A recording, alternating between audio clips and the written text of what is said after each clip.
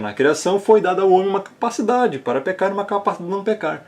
Ele escolheu pecar. A questão é, por que escolheu pecar? O ser humano escolheu pecar. A questão é, por quê? Aí que tá. Vamos lá. Nisso está o problema. Antes que a pessoa possa cometer um ato de pecado, ela precisa primeiro, frisei aqui, primeiro ter um desejo de realizar aquele ato. As Escrituras nos dizem que as más ações provêm de maus desejos. As suas atitudes errôneas, elas provêm de anteriormente os desejos errôneos também. Mas a presença de um mau desejo já é pecado. A presença de um mau desejo já é pecado. O simples pensar coisas impuras já é pecado. Então, de onde veio isso? Pecamos porque somos pecadores, nascemos com uma natureza pecaminosa, somos criaturas decaídas, mas Adão e Eva não foram criados decaídos. Eles foram criados bons. Eles não foram criados decaídos, corrompidos. Eles não tinham natureza pecaminosa. Eram boas criaturas com uma capacidade de escolha. Ainda assim, escolheram pecar. E a pergunta é por quê? Porque o ser humano escolheu pecar. E agora, automaticamente, entra uma pergunta lógica. O Criador é o autor do pecado? Vamos lá. Eu já vou ser bem direto aqui com você através desse texto. Olha o que diz Êxodo 14:4. Endurecerei o coração de Faraó para que os persiga. Nesse momento aqui, lá, Moisés, eles estavam fugindo do exército de Faraó depois das pragas. E serei glorificado em Faraó e em todo o seu exército, e saberão os egípcios que eu sou o Senhor, Yahweh. Eles assim o fizeram. Êxodo 14:4. Ou seja, quem endureceu o coração de Faraó? O Criador. Para quê? Para que os persiga. Persiga quem? O povo de Israel, que estava cativo no Egito. Perseguir o povo de Israel é pecado? É. Então foi o Criador que fez Faraó pecar contra o povo dele mesmo. Endurecerei o coração de Faraó. Ou seja, soberba. Soberba é um pecado? É. Quem fez Faraó ficar soberbo? Criador. Para fazer o quê? Para perseguir o povo de Israel. Perseguir crentes. É pecado? É errado? É. O que o Criador fez? O Criador está fazendo. Então olha só. Mas, se é verdade que de alguma forma o Criador pré-ordena tudo o que acontece, e isso é fato, nada acontece no mundo sem a pré-ordenança dele, do contrário ele não teria controle sobre nada no mundo, então segue-se sem dúvida que o Criador pré-ordenou a entrada do pecado no mundo. Isso é fato. Ele pré-ordenou a entrada do pecado no mundo. Se ele não tivesse pré-ordenado, não teria acontecido. O pecado seria algo aleatório, paralelo à vontade do soberano Pai. Isto não quer dizer que ele forçou o acontecimento, ou que impôs o mal sobre a criação. Eu quero fazer você sofrer. Não é bem assim, olha só. Tudo o que significa que o Criador decretou permitir que acontecesse. O Criador decretou a permissão. Foi isso que aconteceu. Ele decretou permitir que acontecesse. E por causa do decreto é que aconteceu. Não por causa do ser humano que aconteceu. O ser humano escolheu pecar. Mas isso não aconteceria se o Pai não tivesse decretado permitir que acontecesse. Se ele não permitisse que acontecesse, então não poderia ter acontecido. Ou então ele não é de fato soberano. Isso é soberania divina, é ter controle soberano absoluto sobre tudo. E esse é um atributo dele. Ou você acha que você está vivendo aqui aleatoriamente, assim, sem ninguém controlar a sua vida? Deixa eu dizer para você uma coisa aqui. Até na eternidade, até depois da glorificação, você vai ser controlado. Você acha que vai ter livre-arbítrio lá? Não existe isso. Para criaturas. Do contrário, você poderia fazer o que quisesse. E não é assim. Nunca vai ser assim. Por quê? Porque sempre vai ter alguém mais soberano que você. Lógica, simples. Olha só, isso tanto é verdade que olha o que diz aqui. Ó. Em João 1,3, todas as coisas foram feitas por intermédio dele. E sem ele, nada do que foi feito se fez. O mal existe? Existe. Todas as coisas foram feitas por intermédio dele. De onde é que veio o mal? Vamos continuar. Uma frequente objeção que ouvimos é que, se Deus sabia de antemão que iríamos pecar, por que nos criou? Já falei sobre isso em vídeos passados. Um filósofo colocou o problema desta maneira. Se Deus, eu estou lendo Deus, né? Porque ele está falando, porque as pessoas falam Deus, então, e ele disse Deus, então vou ter que ser fiel ao que ele disse. Se Deus sabia que iríamos pecar e não impediu, então ele não é nem onipotente nem soberano. Se ele podia impedir, mas escolheu não fazê-lo, então ele não é nem amoroso nem benevolente. Que interessante, né? Ele sabia de tudo, mas não quis impedir. Verdade. Agora, por causa disso, ele não é onipotente nem soberano. Ele não é amoroso nem benevolente, né? Se ele poderia impedir, mas não fez. Vamos lá então. Por essa abordagem, faz com que Deus, né, o Criador, pareça mal, não importa como respondamos a pergunta. Não é bem assim que funciona, olha só. Precisamos assumir que o Eterno sabia de antemão que o ser humano cairia. Isso é fato. Ele é onisciente.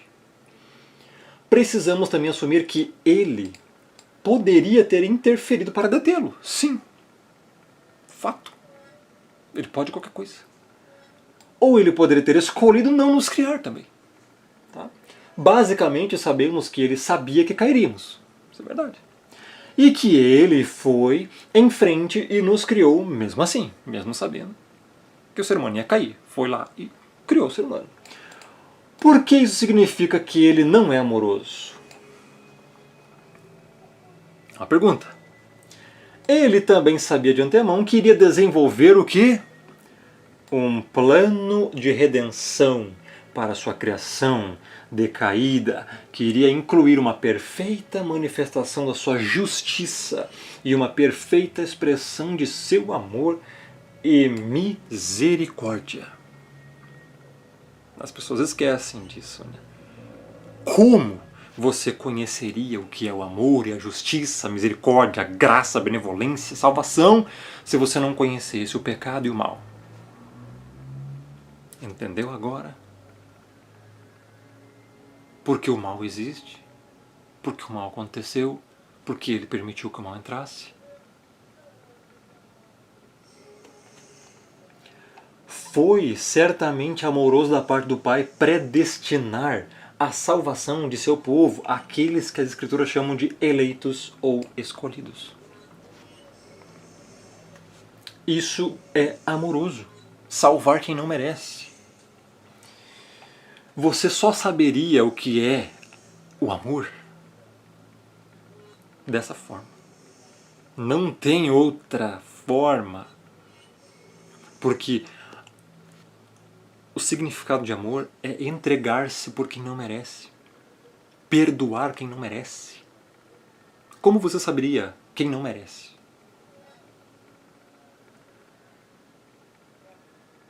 Como você conheceria alguém que não merece?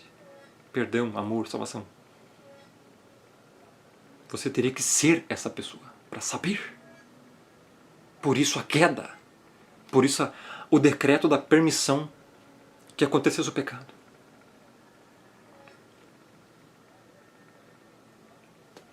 Vou continuar. O problema não são os eleitos. O problema, os não eleitos é que são. Os não eleitos é que são o problema. Olha só, por causa de Romanos 9. Se algumas pessoas não são eleitas para a salvação, então parece que o Eterno não é tão amoroso para com elas. Para elas parece que teria sido mais amoroso da parte dele não ter permitido que elas nascessem. Porque Romanos 9 fala dos vasos de ira preparados para a perdição, que são pessoas não salvas, que não vão ser salvas. Isso de fato pode ser o caso, mas precisamos fazer a pergunta realmente dura. Há alguma razão pela qual um Criador justo, um ser supremo, uma divindade, precise ser amoroso para com uma criatura que o odeia e que se rebela constantemente contra a sua divina autoridade e pureza? Essa é a pergunta para destruir qualquer pensamento humanista. Da onde que o Criador tem que ser amoroso com você? Da onde? Se amor é algo que não é obrigado. E aí? Responde essa.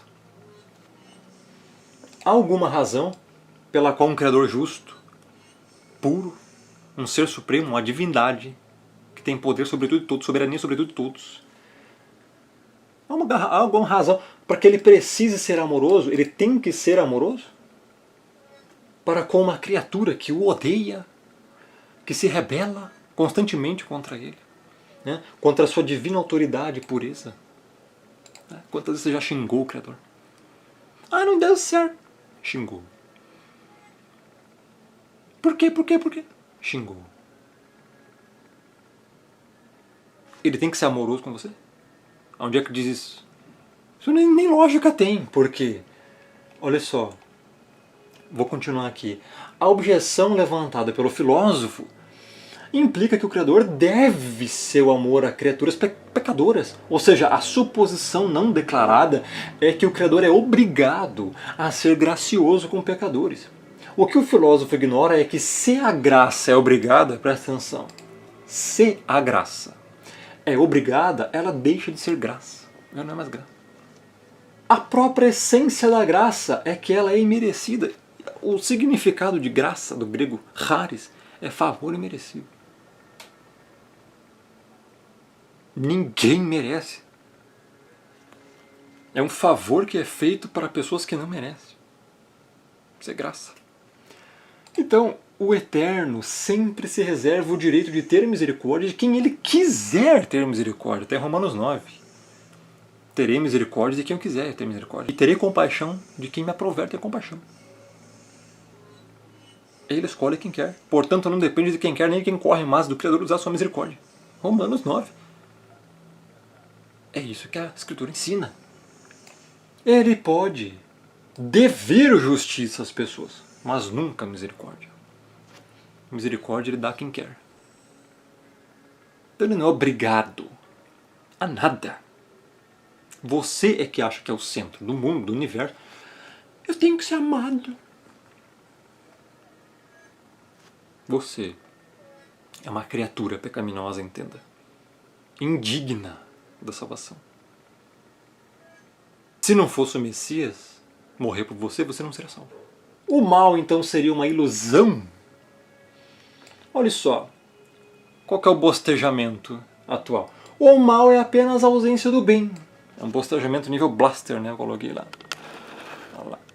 Bostejamento nível Blaster. O mal é a ausência do bem. É. Então, o mal seria uma ilusão. O mal não existe. Então eu vou te ilustrar aqui bem rapidinho. A mãe e a perda do filho. Uma mãe que ama o filho sai para trabalhar, é assaltado, latrocínio, roubo seguido de morte, toma um tiro e tal, morre. A mãe então vai e chora por aquele filho. E sente dor na hora do enterro. O mal seria uma ilusão, né? Que nem dizem os budistas, que nem dizem aí os humanistas. Então essa mãe está sentindo uma dor porque o mal que ela está sentindo é uma ilusão. Então o amor que ela sente pelo filho também é uma ilusão. Foi ruim, foi mal o que aconteceu com o filho? Que morreu? Foi. Ah, mas foi uma ilusão. Então essa dor que ela está sentindo por amá-lo também é uma ilusão. Logo o amor também seria uma ilusão. Logo, calem a boca desse bostejamento, porque o mal não é ausência do bem. O mal existe. Vou encerrar o vídeo com Isaías 45:7, que diz: Eu formo a luz e crio as trevas, faço a paz e crio o mal. Eu, o Senhor, faço todas essas coisas.